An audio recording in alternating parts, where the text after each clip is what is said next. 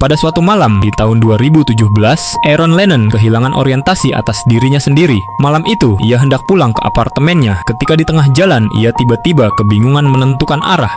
Sejumlah warga Salford yang melewatinya segera menghubungi pihak berwajib untuk ditangani. Beberapa jam kemudian, polisi menemukan ia berjalan sendirian di jalan tol, terlihat panik dan tanpa alas kaki. Keesokan hari, melalui prosedur Mental Health Act, Lennon dibawa ke Priory Hospital setelah didiagnosis mengalami depresi dan krisis mental yang serius.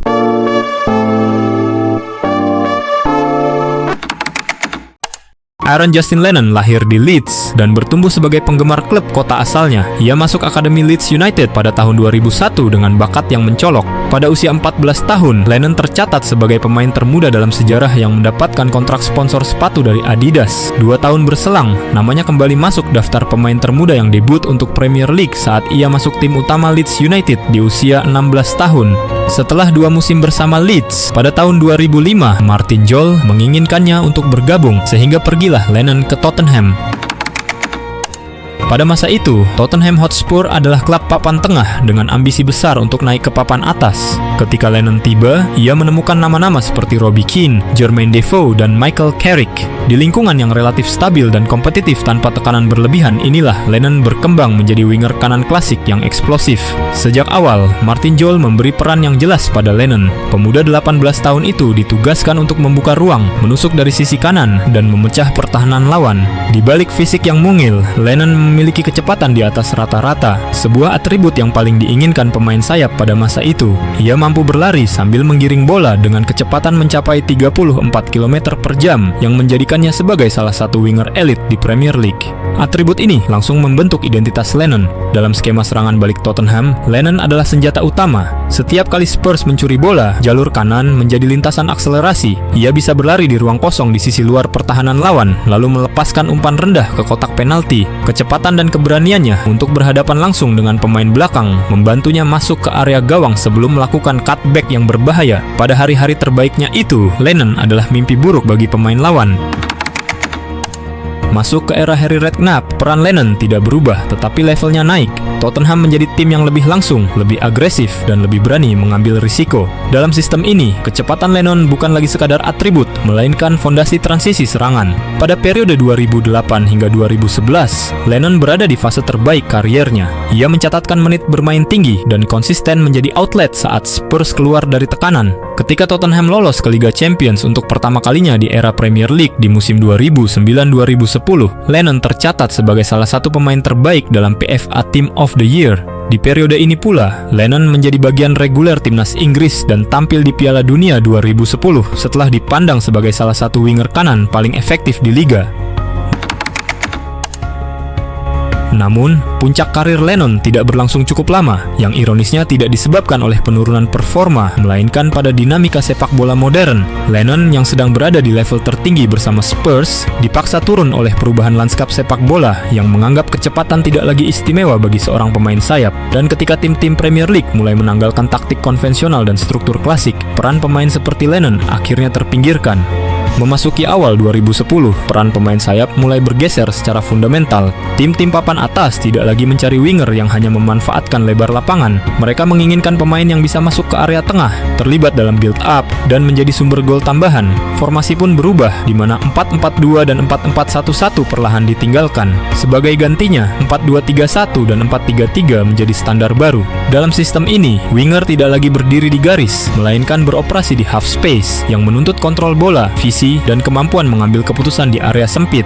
Di saat yang sama, profil back sayap juga berevolusi. Fullback tidak lagi sekadar bertahan, mereka naik lebih tinggi, lebih cepat, dan lebih agresif. Dengan demikian, ruang yang dulu menjadi habitat alami Lennon kini semakin terbatas. Perubahan ini kemudian menjadi parameter penilaian seorang winger. Meskipun kecepatan tetap penting, tetapi tidak lagi cukup. Gol, kreativitas dari tengah, dan fleksibilitas posisi menjadi tuntutan baru. Bagi Lennon, ini adalah titik kritis. Ia dibesarkan dalam sistem yang memberi ruang, bukan dalam sistem yang memaksanya menciptakan ruang sendiri, dan sepak bola pada fase perubahan itu berhenti menyediakan ruang bagi kecepatannya. Ketika Mauricio Pochettino mengambil alih Tottenham pada tahun 2014, arah klub berubah secara definitif.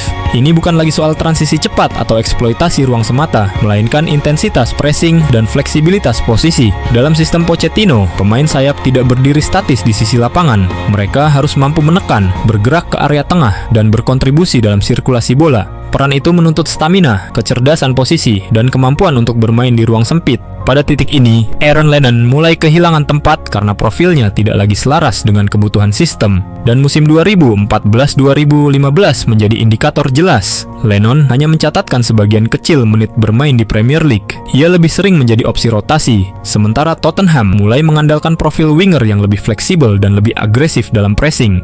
Pada paruh kedua musim itu, Tottenham memutuskan meminjamkan Lennon ke Everton. Kepindahan tersebut, yang awalnya bersifat sementara, berubah menjadi permanen semusim kemudian setelah Lennon menyadari bahwa ia tidak lagi diproyeksikan sebagai bagian dari masa depan Tottenham. Dengan begitu, berakhirlah masa satu dekadenya bersama Spurs. Selama 10 tahun itu, ia telah memainkan peran penting di setiap era di bawah Martin Jol, Redknapp, Villas-Boas hingga Pochettino. Ia adalah rekan yang dicintai oleh Robbie Keane, Carrick, Modric hingga Eriksen, dan menjadi pelayan yang loyal bagi Defoe, Dempsey, Crouch hingga Adebayor. Bagi penggemar The Lily Whites, Lennon akan selalu terikat dengan mereka secara emosional. Walaupun secara kultus ia bukanlah legenda klub, Lennon dihormati sebagai pemain yang memberi klub itu dua hal yang ia miliki sejak awal, loyalitas dan kecepatannya. Everton adalah klub yang berbeda sejak David Moyes meninggalkannya pada tahun 2013. Identitas mereka sebagai kuda hitam Premier League perlahan memudar, digantikan oleh upaya membangun gaya bermain baru di bawah Roberto Martinez. Maka ketika Lennon datang pada 2015, Everton sedang berada di fase peralihan. Bersama Roberto Martinez, Everton tetap menggunakan lebar lapangan dan transisi cepat sebagai bagian dari serangan. Lennon langsung mendapatkan menit bermain dan terlihat menemukan kembali ritme yang sempat hilang di Tottenham. Ia digunakan secara fungsional di sebagian besar musim 2015-2016 yang sesaat membuat Lennon merasa bahwa kecepatannya masih relevan. Namun perubahan kembali datang pada musim panas 2016. Tepat ketika Everton mempermanenkan transfer Lennon dari Tottenham, Roberto Martinez dipecat. Ronald Koeman ditunjuk sebagai pelatih berikutnya dan mengambil alih Everton dengan pendekatan yang berbeda. Koeman menuntut kontrol permainan yang lebih ketat, disiplin posisi, dan kontribusi taktis yang lebih luas dari seorang pemain sayap. Pria Belanda itu tidak melihat Lennon sebagai pilihan utama di dalam tim dan menyimpannya di bangku cadangan sejak awal musim. Lennon baru mulai terlihat di atas lapangan pada bulan November hingga awal Januari 2017, di mana ia lebih sering digunakan sebagai pemain rotasi. Dan pada pertengahan Januari, tiba-tiba Lennon mulai menghilang dari dunia sepak bola. Pada Februari 2017, rumor mulai beredar bahwa pemuda asal Leeds itu sedang mengalami depresi. Namun, publik segera melupakan rumor tersebut setelah sesekali Lennon muncul di bench selama periode itu. Kepastian tentang masalah mentalnya baru benar-benar terkonfirmasi di bulan April ketika polisi Salford menemukannya berjalan sendirian di jalan tol pada malam hari. Sejak malam itu hingga akhir musim, Aaron Lennon tidak pernah kembali ke lapangan. Jatuhnya Aaron Lennon ke dalam krisis mental pada tahun 2017 tidak pernah menjadi berita besar saat itu. Hal ini cukup masuk akal, mengingat meredupnya nama pemain tersebut serta terbatasnya peran yang ia emban selama tahun-tahun terakhirnya di Tottenham dan Everton. Publik baru mengetahui sisi kelam kisah ini bertahun-tahun kemudian ketika Lennon keluar dari masa perawatan dan memutuskan untuk kembali bermain.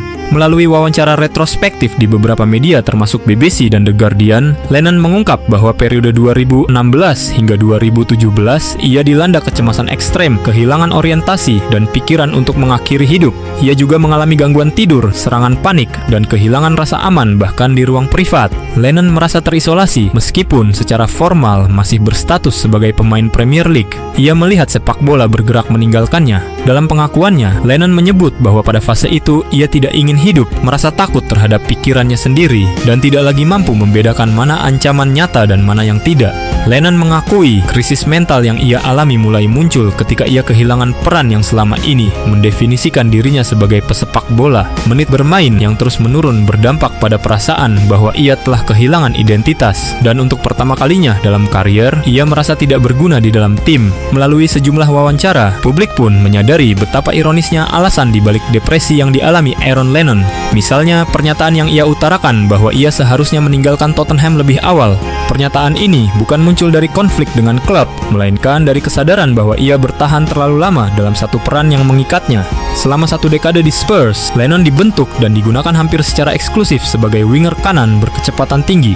Ia jarang diminta menjadi pengatur tempo, jarang dilibatkan dalam permainan di tengah, dan tidak pernah didorong untuk membangun profil teknis yang lebih luas. Dengan demikian, ketika sepak bola bertransformasi, Lennon tidak memiliki versi alternatif yang bisa ia tawarkan. Kecepatan yang selama ini identik dengan profilnya perlahan tidak dapat digunakan lagi. Itulah mengapa ia mengalami krisis identitas dan tenggelam dalam depresi.